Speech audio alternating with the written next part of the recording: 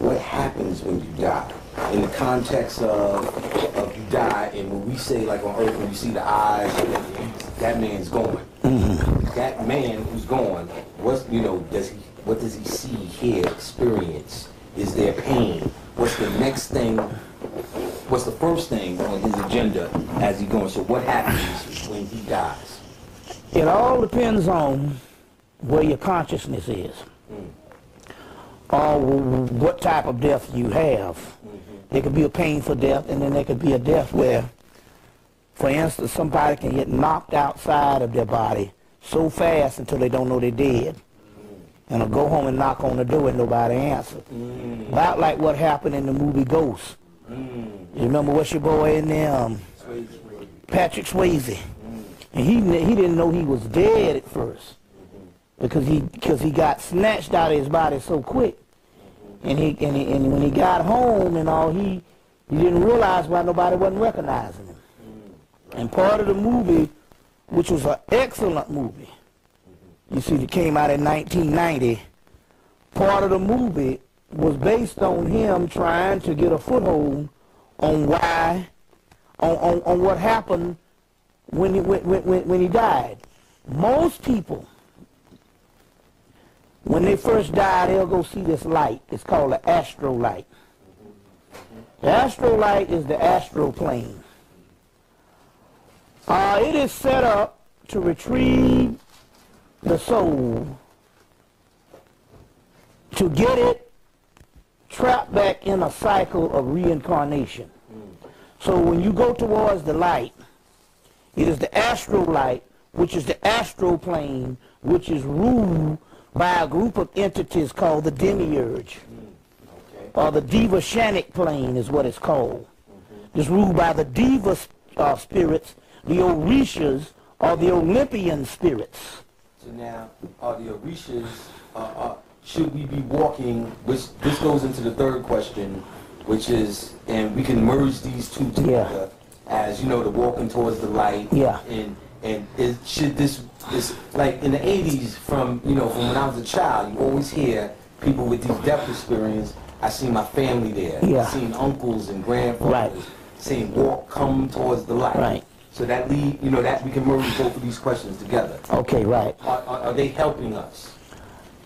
No, those are souls that's trapped. Let me give you a pyramid structure of how this thing goes. Okay. You got two realms. You have the Devashanic plane, which basically snatched the souls up to get them ready for a cycle of reincarnation. Now that reincarnation can be 50 years, 100 years. The older the soul, the longer it takes to reincarnate. Younger, and especially those ones that don't have a soul, because you do have those people, they can reincarnate faster. So you to reincarnate faster, we'll give you the what's going on here. It's being ruled by a group of entities called the demiurge, the Olympian deities, the Orishas, the Devas, the shining ones, and their light is a prism. It's the astral light, and in so many words, they get you into this cycle of reincarnation, or what I would like to say, reincarceration. Doing time on planet Earth, reincarceration. I see. You see what I'm saying? This is the lowest plane. No one really needs to really be here or wants to be here. It's got good sense, other than when you take on a human body. You are duped into being here, because the first thing happens, which is so bad about it, is if you came back as an adult, you would understand the game. Hey, wait a minute. I'm doing this shit over and over and over again. That's why they snatch you back into a small brain of a baby, which means that that small brain is almost like a piece of oblivion. It's so dumb until it has to regain memory. And although it's regaining memory, and it has certain elements of the previous life, as it gets more and more morphed into the life that it is now incarnated in, that life basically diminishes or extinguishes the life prior to it. So the brain is developed to, number one, tap into number one, coincide with the life that it is reincarnated into, and give data and to basically notice the world that is encased in, but it's also developed to somehow suppress the previous life, which is only in the memory of the soul, which the connection of that soul is the pineal gland, the brain up under the brain. Okay. So in so many words, all this is a cosmic trick by a group of entities that only exist through your ignorance of your soul and your knowledge of the universe that gives them their energy. So in so many words, they exist through you. There's a story before H.P. Lovecraft. There was another guy by the name of Lord Doomsley that was having these dreams. For him, it was Bulwer Lytton was having these dreams. 1800, Lord Doomsley was the early 1900s, and he wrote a book called The Gods of Pegana.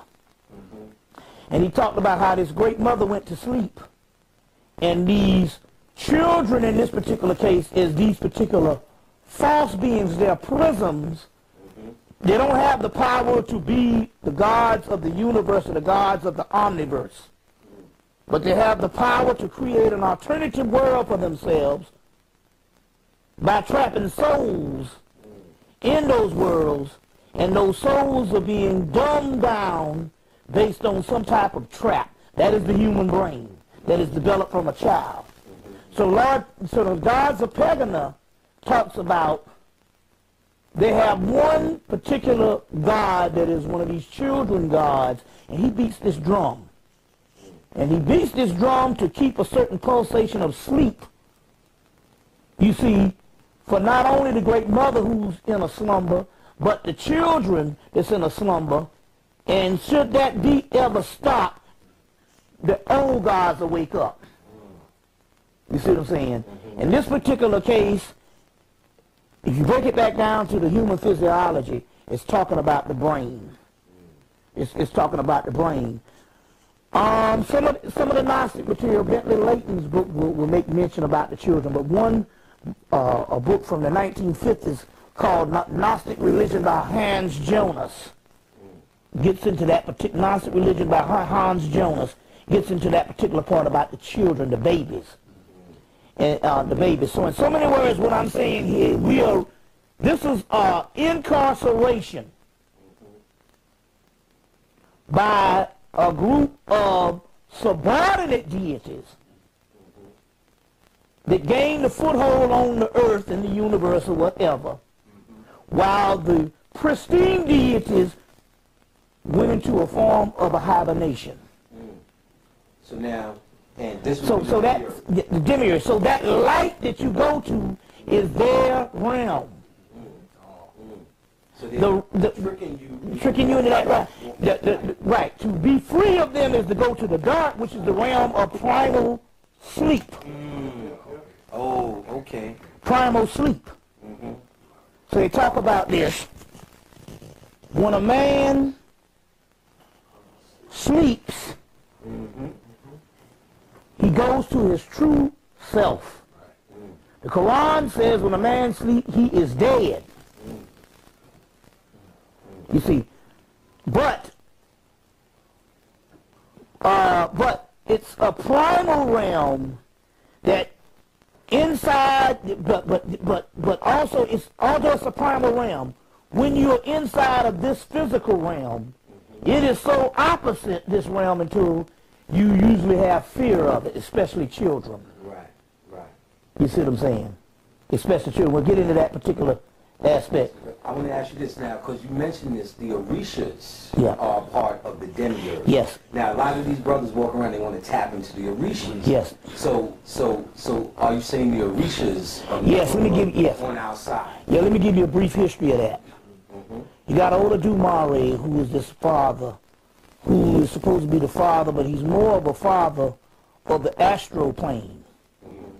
Legba, Ogun, Obatala, Shango have their hands on creating the earth.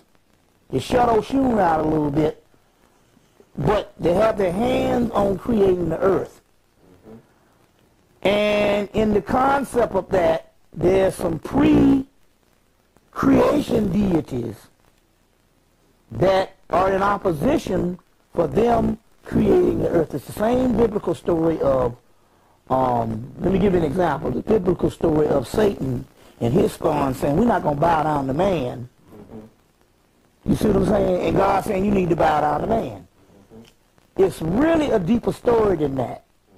We just get the edited myth, but if you get a greater mythology that the Jews have now, have our stuff, there's one, there's a book by the name of Rappaport. It's called The Legends of Israel, and in there they have an extended versions of this thing. And you find out in actuality this is a cosmic drama that's being played between Satan and his angels and stuff. And the reason why they didn't want to bow down to man in this particular thing is it's a greater story. They didn't want to become man. So they was rejecting becoming into a physical body. So bowing down was, oh, get used to it, humble yourself, and be our slaves. But Satan just remembered, no, we're not that. We're gods of light. But they had to get used to this particular physical body. Well, it's the same thing happened in this Orisha myth. The one you want to get is a book called Good and Evil. That's the name of this thing. It's called Good and Evil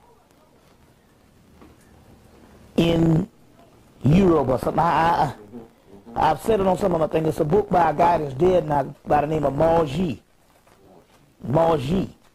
And in there they talk about this struggle between these gods that don't want to be in the human form, and they go to battle with a Legba and these crew who created this particular earth for them to be into. And as a result, the Legba and them ultimately wins. It's the same story, which makes the Legba and them these demiurge type characters. They are Olympian deities. So if you want to get a better clarity, you compare this with the Titan story, or the Titans not wanting to be cast down, but Zeus strikes them with an arrow and burn them up and then use their ashes to make man. You see what I'm saying? Those Titans are pristine deities that rule the universe prior to the younger group of deities who are subordinate deities that want to create this box job wonder world for themselves by using the older material to trap them down in this thing. So it's the same thing, it's the same demiurge material. I would say so there's several myths, but one of them would be the Titan myth. You see, one would be the Gnostic myth and all, and even the Egyptian myth in